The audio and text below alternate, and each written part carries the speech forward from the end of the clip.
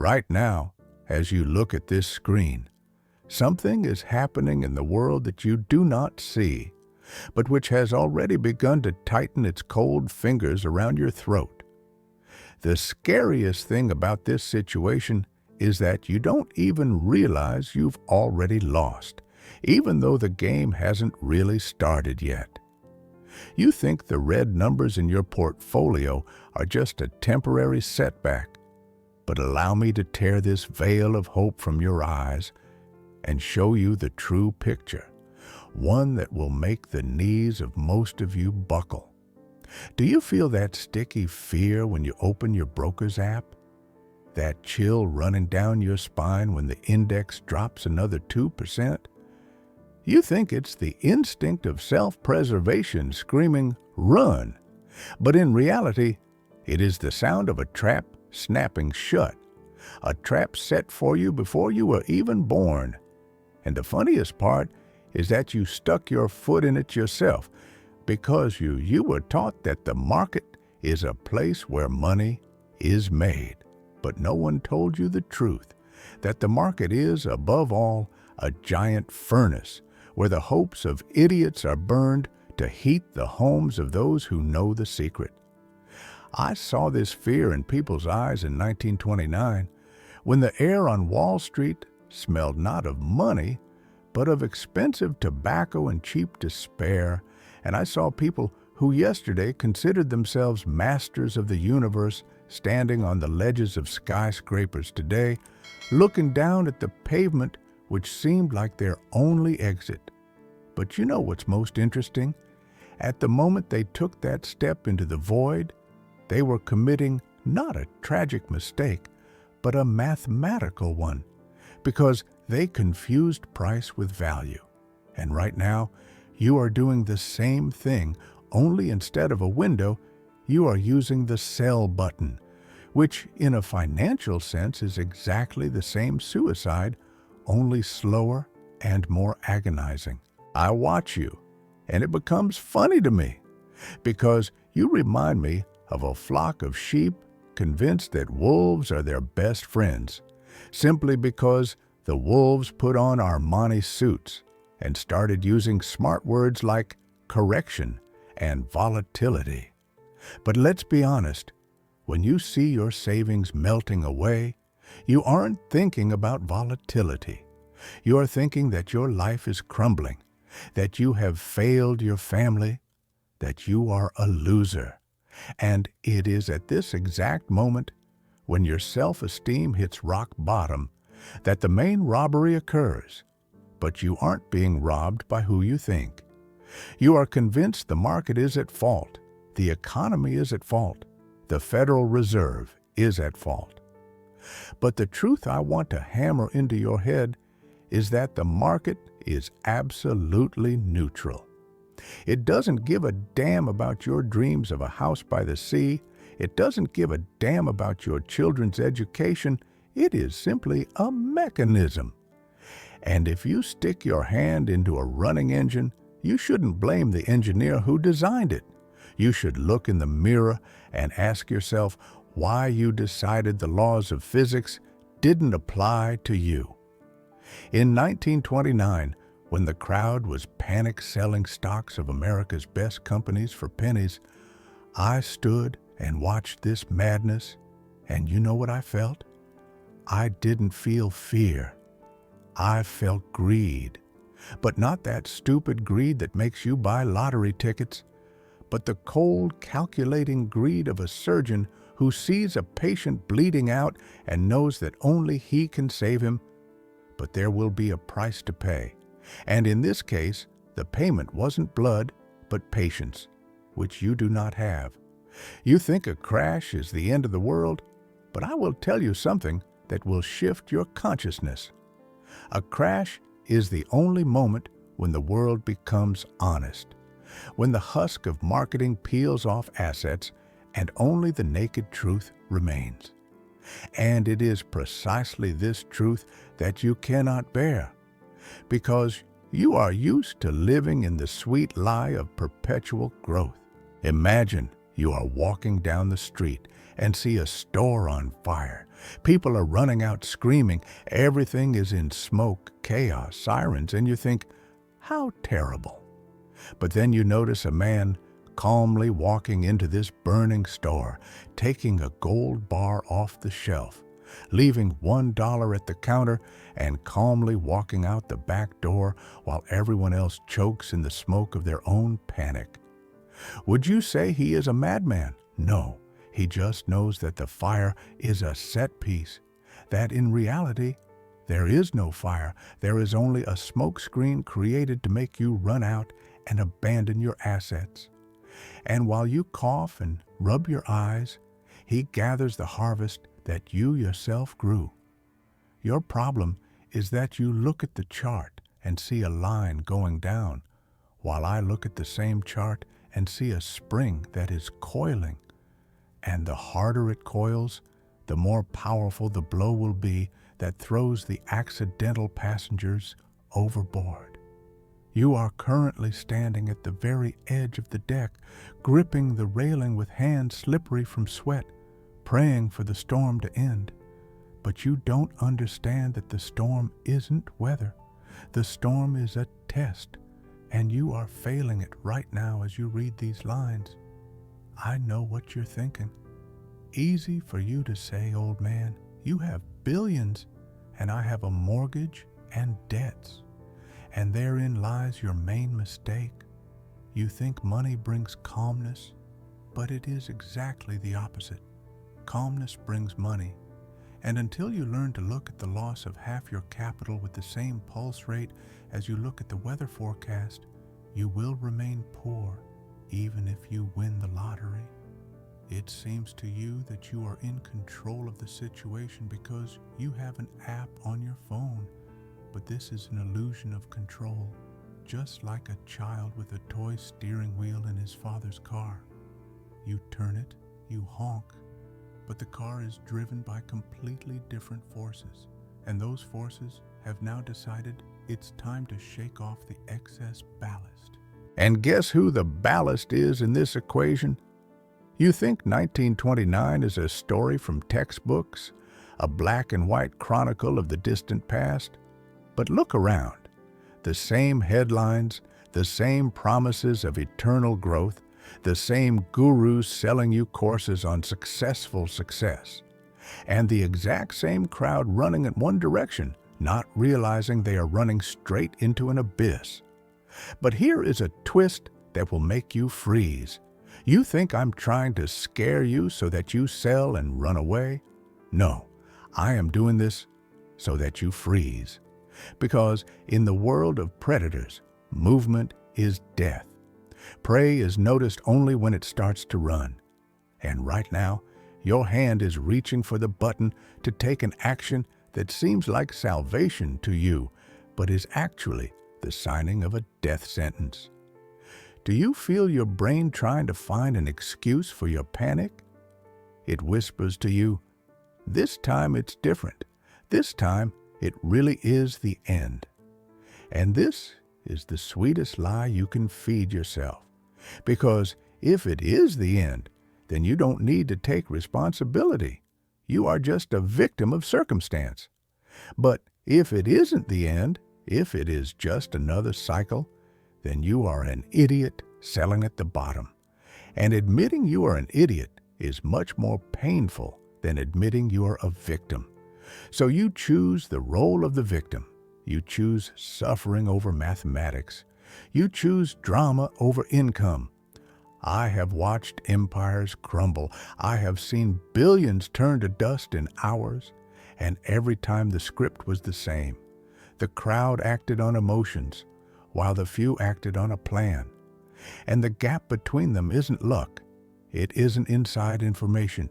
It is the ability to endure pain when everyone else is looking for anesthesia. Right now, you are at the epicenter of a mental earthquake, and you have a choice. Be the building that collapses and buries your future under itself, or be the foundation that withstands any shaking because it knows the ground will settle sooner or later. And when the dust settles, only those who didn't move will remain on the ruins. But in order not to move, you need to understand one thing that contradicts everything you were taught in school, at university, and on TV. Safety is a myth. Stability is a trap. And your fear is a compass showing you where you actually need to go. But you are used to walking in the opposite direction. And that is precisely why you are here, reading this, trying to find an answer, but so far finding only more questions. And that is good, because the answers you had up to this point led you into this pit. You thought you knew the rules of the game. You thought if you were a good boy, saved 10% and bought indices, you would become rich. What naivety! The market does not reward the obedient. The market eats them for breakfast. It rewards only those capable of staring into the abyss and smiling, because they know the abyss is staring back at them, and in that gaze there is no threat, only an opportunity you are missing with every second of your fear. Allow me to crack open your skull and show you the mechanism ticking inside you right now like a time bomb. And frankly, the sight is not pleasant, because where logic should be, you have a scared monkey banging cymbals every time it sees a red arrow pointing down. You think your problem is that you don't know where the market will go tomorrow. What monstrous arrogance! Even if I gave you tomorrow's newspaper today, you would still find a way to go broke, because your problem isn't a lack of information, but an excess of emotions which you mistakenly mistake for intuition. Do you feel that itch in your fingers? That desire to do something to stop the pain of falling assets? You think action is salvation, that if you sell now, you will stop the bleeding. But here is the first plot twist that will make you choke on your morning coffee. By selling now, you don't stop the pain, you make it eternal. As long as you hold the shares, a loss is just the market's opinion, which changes every second.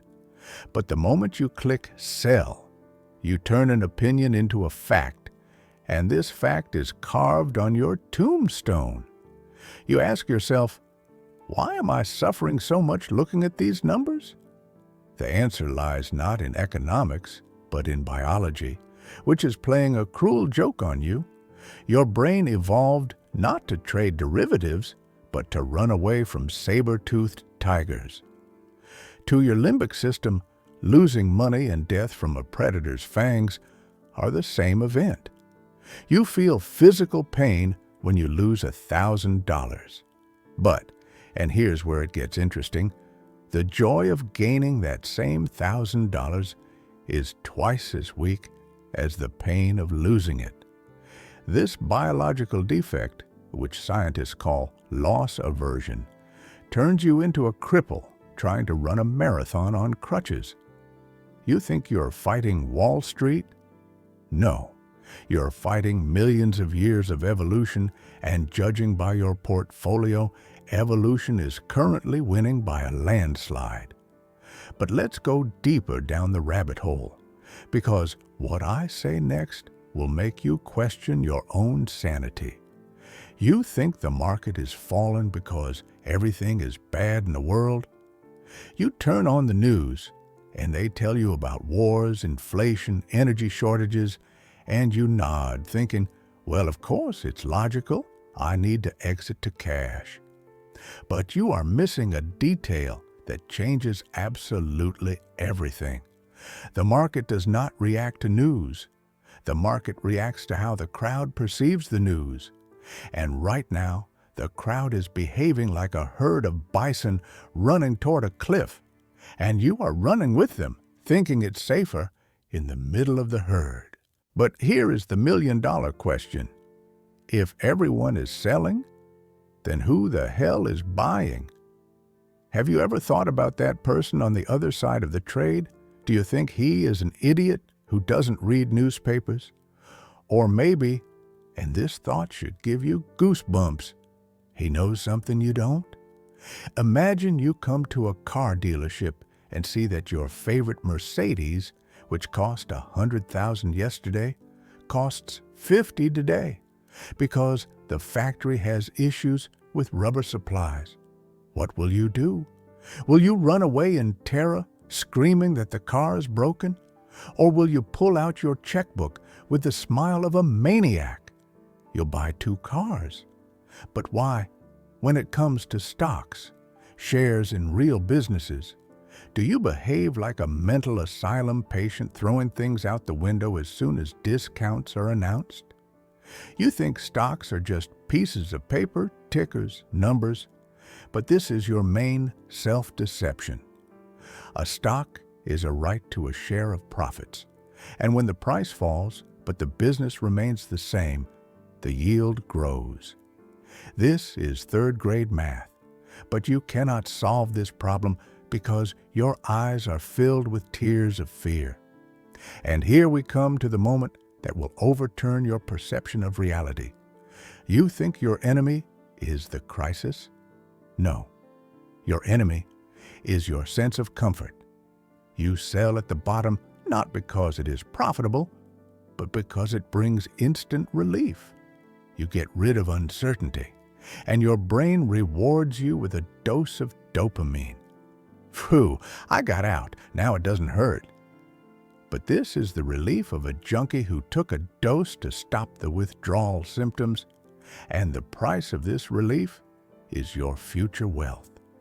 You are buying tranquility today at the cost of poverty tomorrow, and this is the most expensive deal of your life, which you are making without even reading the fine print. But wait, you think you figured out the scheme? You think, aha, so I just need to endure and not sell? If it were that simple, every librarian would be a millionaire. The real drama begins when you realize that just holding is the hardest job in the world, because working against you is not just your brain, but an entire industry built on making you make unnecessary moves. Your broker, your financial advisor, the talking head on TV, they all want you to do something, because if you do nothing, they don't earn commissions, they don't sell ads. You thought you were a client of the financial industry? Oh, what sweet naivety. You are not a client. You are liquidity. You are the fuel that burns so the rocket of smart money can take off, and every time you panic, you shovel coal into their furnace. But here is a plot twist worthy of a season finale. You think the scariest thing is seeing your account drop by 50%? No. The scariest thing is selling at the bottom, feeling relief, and a week later, seeing the market turn around and fly into the stratosphere without you. That is the pain people never recover from. That is financial impotence you bring upon yourself voluntarily. You will stand on the platform with a suitcase of depreciated cash and watch the train leave, and you will know the ticket was in your pocket, but you threw it away because you were afraid of a ticket inspector who wasn't even in the carriage. You ask, but how do I distinguish the end of the world from a regular correction? And I will answer your question with a question. What difference does it make to you? If it really is the end of the world and money ceases to exist, then your stocks won't help you, but neither will cash. Canned food and ammo will help you. And if the world doesn't collapse, just as it didn't collapse in 1929, 1987, 2000, and 2008, then any crisis is simply a temporary redistribution of property from weak hands to strong ones. So, whose hands do you have? The trembling, sweaty palms of a gambler who bet his last money on zero? Or the steel claws of an owner who knows the factory he owns will produce goods and bring profit even if the stock exchange closes for 5 years? It seems to you that you are at a dead end, that there is no way out. But in reality, the door is right in front of you, It just has a word written on it that you hate. Boredom. You're looking for a magic pill, a secret signal, inside info. But the secret is that there is no secret. There is only the brutal arithmetic of compound interest, which works only when you don't interfere with it with your tantrums. You want action? Go to a casino. You want wealth? Prepare for it to be excruciatingly boring, so boring you'll want to scream. And it is in this boredom, in this ability to sit on your hands while others are running on the ceiling, that real capital is born. But are you capable of this? Are you capable of watching your neighbor who sold everything a week ago brag that he outsmarted the market, knowing that in a year he will be asking you for a loan? This is not a test of intelligence, it is a test of character. And right now, looking at this screen, you are taking a test that will determine who you are, the author of your destiny or just another character in the extras of someone else's success. I see your eyes narrowing as you read these lines, and I hear that poisonous whisper being born in your head right now, because at this very second, you are trying to devalue my words to protect your fragile ego. You look at me and think, easy for you to say, old man. You are sitting on a mountain of gold. You have billions, and if you lose half, you will still remain a billionaire. But I am losing money I saved for my children's education, for old age, for life. You think there is a chasm between us, that I don't understand your pain, that I am detached from reality. But allow me to stop this flow of self-pity with a hard slap of truth. You are wrong, and this mistake is costing you more than the crisis itself. You think the size of the account matters? You think losing $10 million is easier than losing 10,000? That is a lie you invented to justify your weakness, because the mathematics of loss is the same for everyone. Percentage is the great equalizer, and when I see $1 billion evaporate in a single trading day, I feel the same punch to the gut as you do. But the difference between us is not in the amount, but in the reaction to that punch. You think this is cruel? No, this is simply the physics of money. And right now, you are violating its laws by trying to argue with gravity. I know what you just thought, but this is real money. This is my labor, my time. And here you fall into the most treacherous trap of perception your brain could create. Listen to me carefully, because what I'm about to say may seem like the ravings of a madman, but it is the only key to your salvation. You haven't lost anything, nothing at all. Zero. Sounds like a mockery? Let me explain. The numbers you see on your phone screen are not money. They are a quote, the opinion of the last idiot who agreed to sell his shares at that price.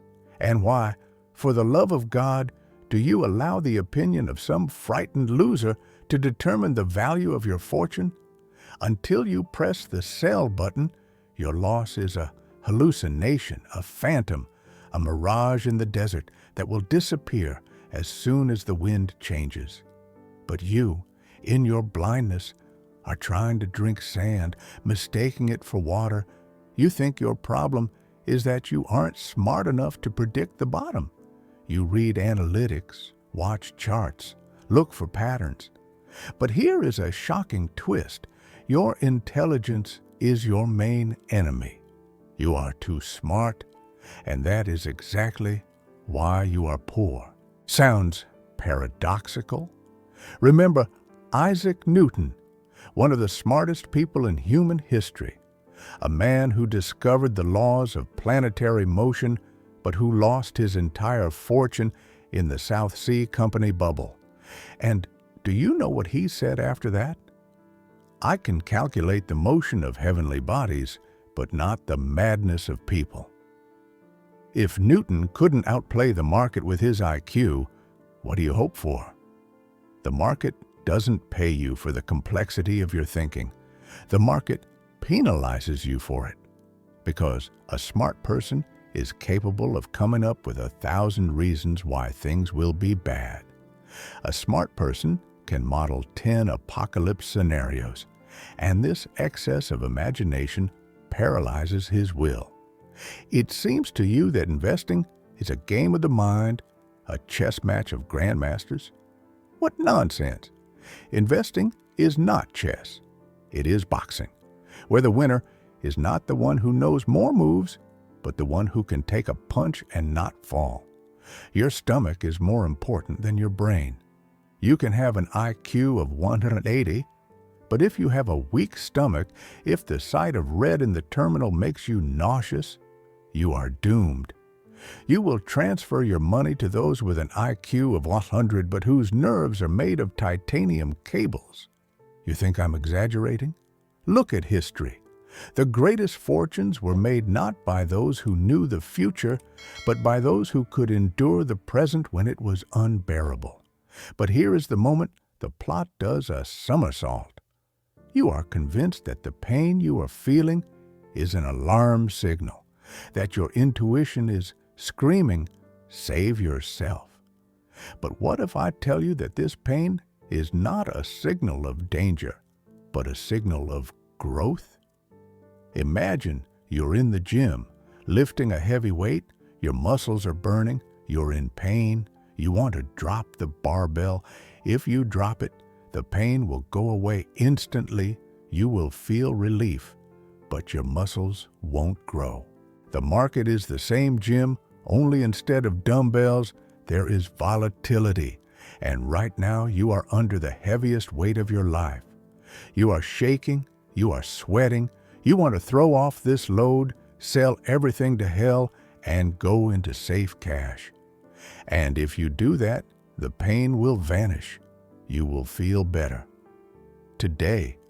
But tomorrow, when you wake up and see that your muscles have atrophied, that inflation is eating your cash, and the market has gone up, you will realize you made a mistake that cannot be fixed. You think you understand what I mean? You nod and think, yes, I need to endure. But you don't understand the depth of the rabbit hole. You think the struggle is between you and the market, but the real soap opera is unfolding inside your head. You are the hero, the villain, the victim, and the executioner all rolled into one. You think the margin call notification email was sent by the broker? No. That letter was written by you yourself 6 months ago when you used leverage, thinking you were a genius. You think the market stole your money? No, you stole it from your future self when you succumbed to euphoria.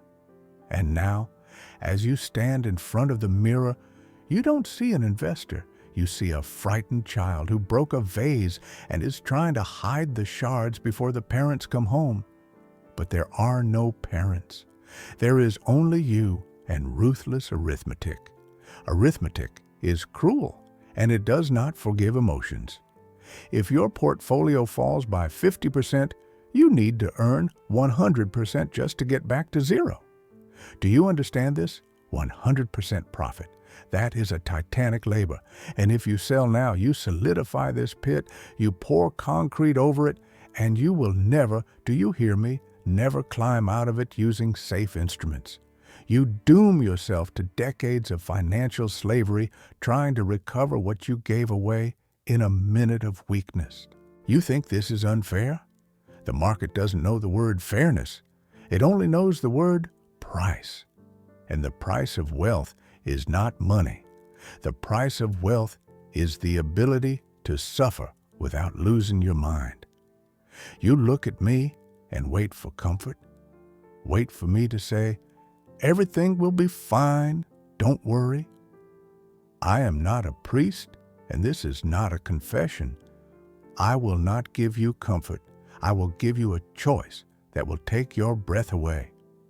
You can continue to lie to yourself that you are a victim of circumstances, that the world is cruel, that the system is broken, and this will give you the right to be poor with a clear conscience.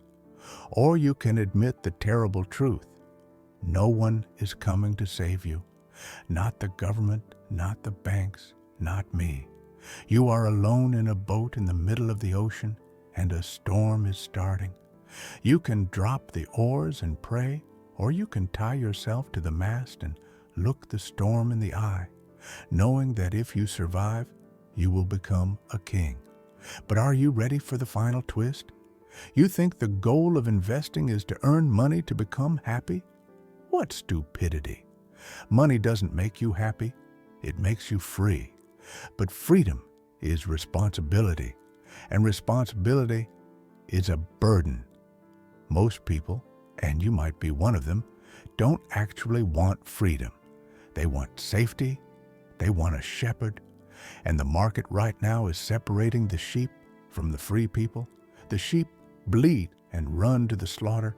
The free people fall silent and sharpen their knives. You think I'm cynical? Perhaps. But while you cry over your losses, I look at your assets like a wolf looks at a sheep that has strayed from the flock. I am not evil, I am simply rational. And if you press sell now, you aren't just losing money, you're gifting it to me. You're rewriting your inheritance in my name. Do you really want to be that generous? Or maybe somewhere deep in your consciousness, under layers of fear and marketing husk, anger is waking up, not at the market, but at yourself. If you feel this anger, hold on to it. It is the only feeling that can save you, because only anger at your own stupidity can force you to turn off emotions and turn on the calculator. And as soon as you do that, you will see what I see. Not a catastrophe, but the greatest opportunity of your generation disguised as the end of the world. Here is the rule of 1929. I promised, but before I voice it, I must warn you, what you are about to hear will cause rejection on a physical level. Your stomach will cramp, and your brain will start screaming, no. And that will be the best proof that I am right, because truth in investing always looks like madness to the unprepared mind. You think the secret to survival in a crisis is the ability to jump out in time? What a pathetic, cowardly thought. The rule of 1929 states exactly the opposite. A crisis is not a time for evacuation. It is a time for looting, but looting of a special kind where you rob not people, but their prejudices. You look at the ruins of the market and see death. I look at the same ruins and see a sale on the future at a 90% discount. And here is where the real detective story begins, because you don't understand what exactly you are buying. You think you're buying stocks? No, you're buying time. You're buying years of your life that you won't have to work, because right now, in this mud and panic, $1 buys as much freedom as 100 won't buy in normal times. But are you ready for the twist that will break your worldview? You think risk is buying when everything is falling? You consider yourself a cautious, prudent person who waits for the dust to settle? Let me tear the mask off this prudence and show you its true face. Your waiting is the riskiest strategy of all. Why? Because you think the market will give you a signal, ring a bell, and say, that's it, the bottom has passed, you can buy. But the market is not a butler. The market is a killer, and it never rings a bell at the bottom. It turns around so fast and brutally that you won't even have time to blink before you are left on the platform with pockets full of depreciating money, looking at the departing train, carrying those who had the courage to buy a ticket in the very center of hell. You think missing growth isn't scary? The main thing is not to lose? This is a lie with which you lull your conscience. Missing the 10 best days of the market over 20 years means cutting your returns in half. And you, sitting in cash and waiting for clarity, are guaranteed to miss those days, because the best days always, do you hear me, always come right after the most terrible drops. Do you feel the ground slipping from under your feet? You thought cash was your fortress, but I just showed you it is your prison. But let's go even deeper to where it gets completely dark. You ask yourself, how can I buy if I don't know if it will fall even lower? And this question exposes you as an amateur. The rule of 1929 doesn't require you to know the bottom. It requires you to know value. If you see $1 being sold for 50 cents, what difference does it make if it's sold for 40 tomorrow? You are already winning. But you are so paralyzed by the fear of looking like a fool who bought too early that you prefer to remain an idiot who never bought at all. You fear a temporary drawdown more than eternal poverty, and this paradox is exactly the hook the system keeps you on. And here we approach a moment worthy of the finale of a Greek tragedy. You think your enemy is greedy bankers manipulating the market. Oh, if only it were that simple. You think they want to take your money? No, it's much worse. They don't want your money. They want your will. They create noise. They whip up hysteria. They paint charts in red, not so you sell, but so you surrender. So you admit your inability to own capital and voluntarily return to the stall of wage labor. Every time you panic sell, you sign a contract that says, I am too weak to be free. Please give me a salary and take away my risks. You thought this was a financial transaction? No, it is an act of capitulation of your soul. But what if I tell you there is a way to hack this script, rewrite the ending where you are not the victim, but the main beneficiary of the catastrophe? The secret is not to be fearless. The secret is to act despite fear. You must use what I call the vomit indicator. Sounds crude, but it's honest. When you look at a stock and the thought of buying it makes you nauseous, when you feel physically sick at the mere idea of putting money there, when all the experts are screaming that it is the end, it is at that moment, and not a second sooner, that you must press the buy button. Your body will resist. Your brain will produce thousands of arguments against it, but you must do it like a surgeon makes an incision, coldly and without hesitation, because comfort on the stock exchange is a synonym for losses, and pain is a synonym for profit. If you are comfortable buying, you are already too late. It seems to you that you understood. You think, okay, I'll buy when it's scary. But you are not accounting for the soap opera effect that life has prepared for you. You think you will buy and immediately feel better? No. After you buy, the market will drop another 10, 20, maybe 30%. And at that moment, the real test will come. You will look at your account and think, the old man tricked me. I made a mistake. I caught a falling knife. You will feel like the stupidest person on earth. And exactly at this moment, when despair reaches its peak, when you are ready to curse me, and the day you started investing, a miracle will happen. No, not a miracle. Mathematics will happen. The spring will uncoil. But you will no longer be in the game if you don't understand one simple thing.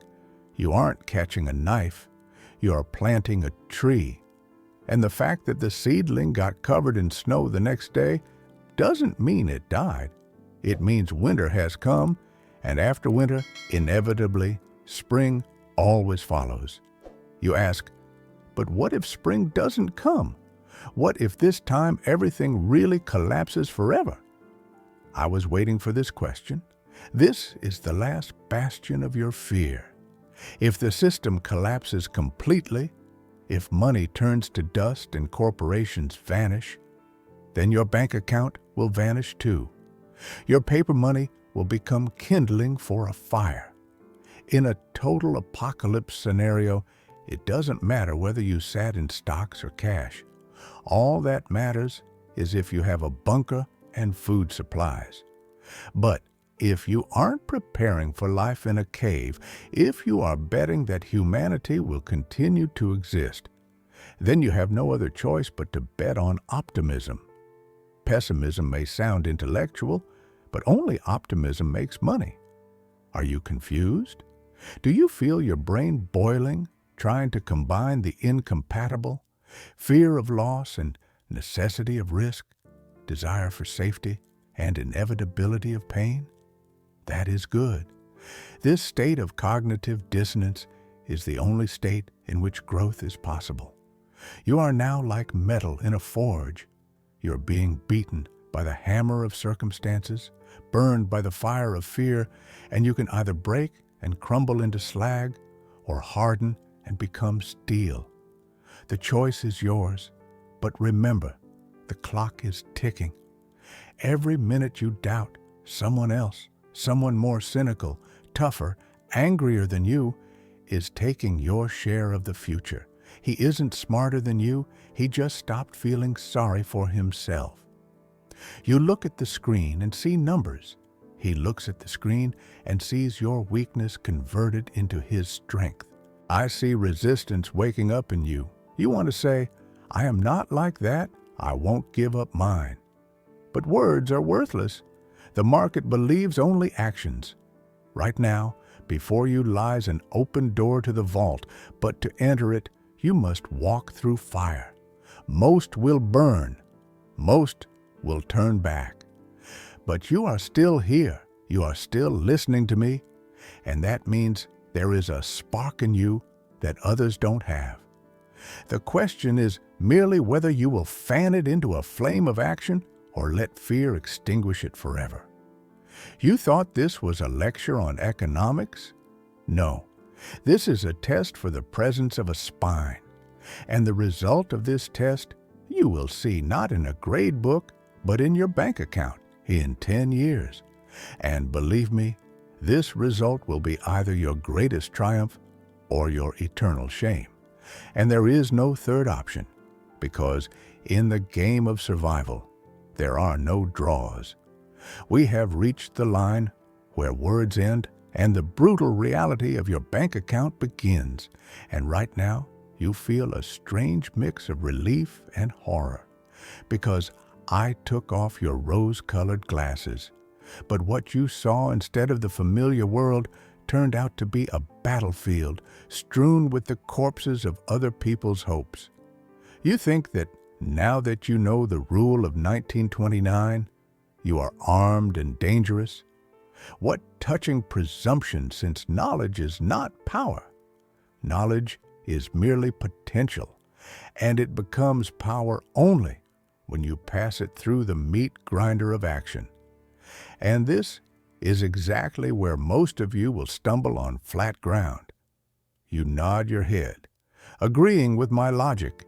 You tell yourself, yes, I will buy when blood is spilling, but you don't account for one small but deadly nuance. At the moment when you need to act, you won't remember this logic. You will remember only fear, because the chemistry of your brain is stronger than your philosophy. You think I gave you a treasure map? No, I gave you a map of a minefield, and now you have to walk across it blindfolded, guided only by the ticking of the clock counting down to your financial freedom or your collapse.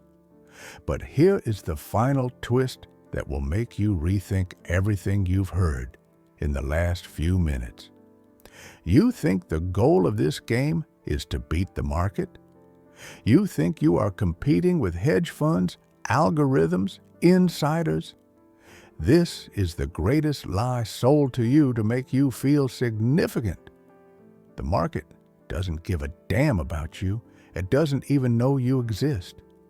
You are less to it than dust on a giant's boot. Your only opponent, your only enemy, and your only ally is the person you see in the mirror every morning. And this battle is much scarier because you cannot hide from yourself. You cannot deceive yourself, and you cannot negotiate with yourself. You can cheat the tax office. You can deceive your wife. You can deceive friends by telling them tales of your success. But numbers are a God that does not forgive lies. And in the end, your capital will be an exact reflection of your character, nothing more, nothing less. If you are a coward, your account will be meager. If you are a reckless gambler, your account will be empty. If you are a stoic, your account will be huge. This is not economics. This is karmic arithmetic. You ask, but how do I become this stoic if I've been a panic monger all my life?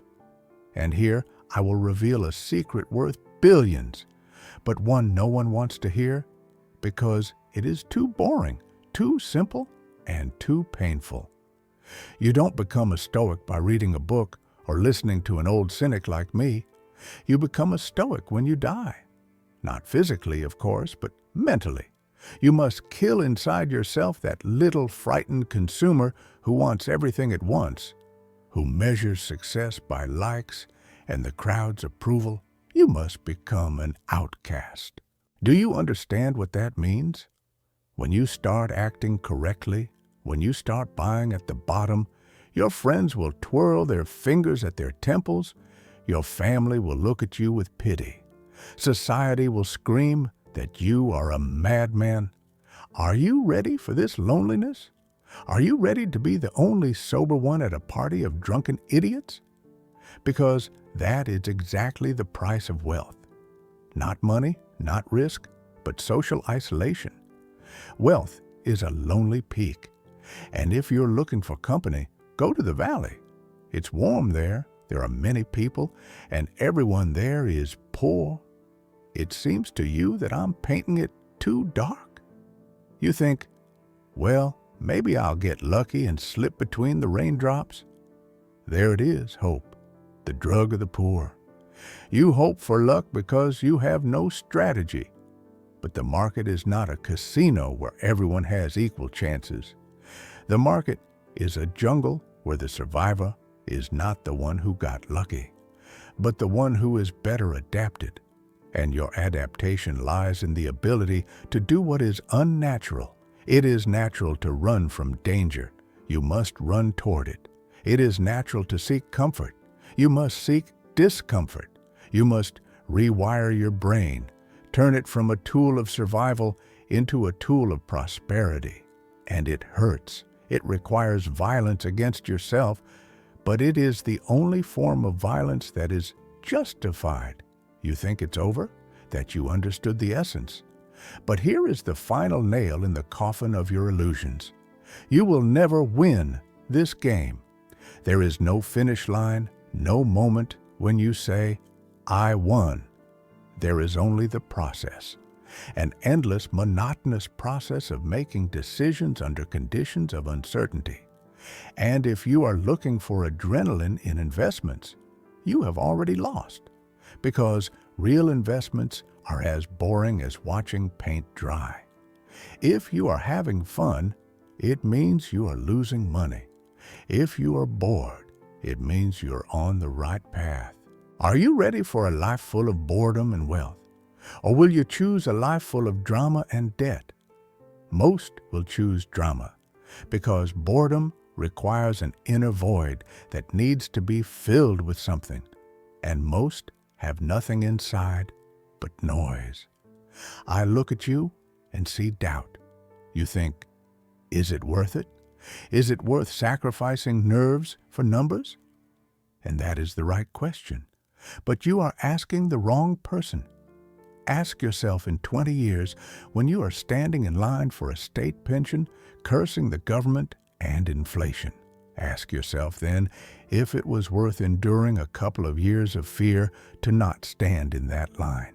Ask yourself while looking into the eyes of your children whose university you won't be able to pay for because in 2025 you got scared of red charts. Time is the cruelest judge. It doesn't pass sentences, it simply shows results. And your result is forming right now while you decide whether to close this video and forget it like a bad dream or accept the challenge. You think I want you to believe me? I don't give a damn about your belief. Faith is needed in church. Here, mathematics is needed. I am not a prophet.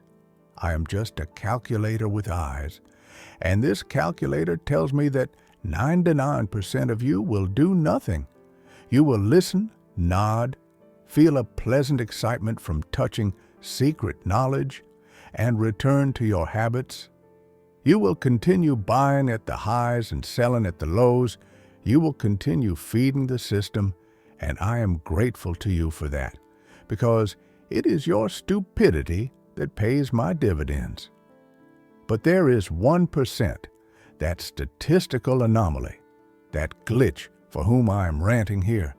You are the ones who right now feel not fear, but cold rage. Rage at your mediocrity, rage at your blindness. And if you are from that 1%, you already know what to do. You don't need my advice. You only needed permission. Permission to be ruthless, permission to be rich, permission to be different. I give you that permission. Take it, use it, or throw it away and remain fodder. The choice, as always, is yours. But remember, not choosing is also a choice, and it is the choice of a victim. The world is divided into those who create rules and those who obey them, into those who own and those who are owned, into predators and herbivores. You can wear a suit, you can drive an expensive car, but the market sees your essence. Right now, in this second, the market is asking you one single question, and your entire future life depends on your answer. Don't answer me. Answer yourself. But do it honestly, because lying to yourself is the most expensive loan, the interest on which you will pay for the rest of your days. So, who are you? Are you the one who will tell your grandchildren how you almost became rich, but the crisis got in the way? Or are you the one who will say, the crisis was the best thing that happened to me? History is written by winners, and losers write comments on the internet. I am finished. Now, it's your move. Prove to me that I am wrong about you. Prove to me that you are not the herd. Prove to me that you have teeth. Write one word in the comments. Hunter, if you are ready to take what is yours, or victim, if you surrender, I will be reading and I will be judging.